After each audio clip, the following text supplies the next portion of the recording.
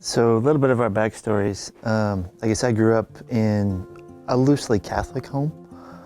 We didn't really go to church, maybe on holidays here and there.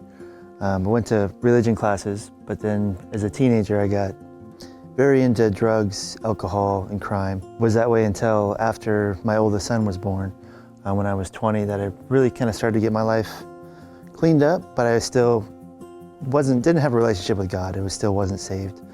That took many years yet. I grew up in a Christian home, but was that teen that just kind of wanted to have fun and party, drugs and alcohol. It was when I got pregnant at 19 though, when I was like, man, I can't do this, especially the drugs. So I was like, okay, we're done here. But still, I was just living my life very much backslidden. Even though I knew I was born again, I knew Jesus, but there was I was beyond the fence. Years later, we both of us, had failed marriages, both had 3 kids that we actually met. I ended up visiting her church and really started to see what a relationship with God was and who Jesus was. That's where, I basically got saved and baptized, and then we kind of, began our relationship. Yeah.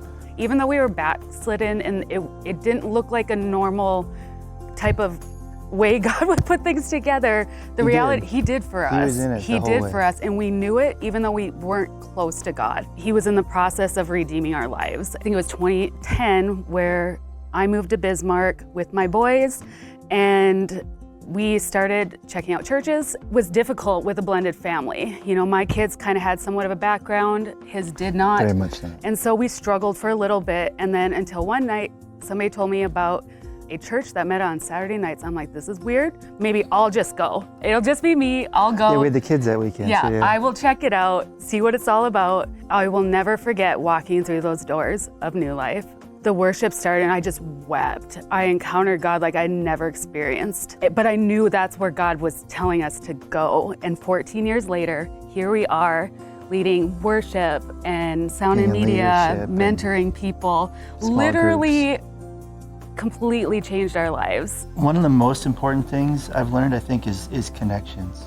Accountability and having people in your life that you can really pour into and trust that'll pour into you.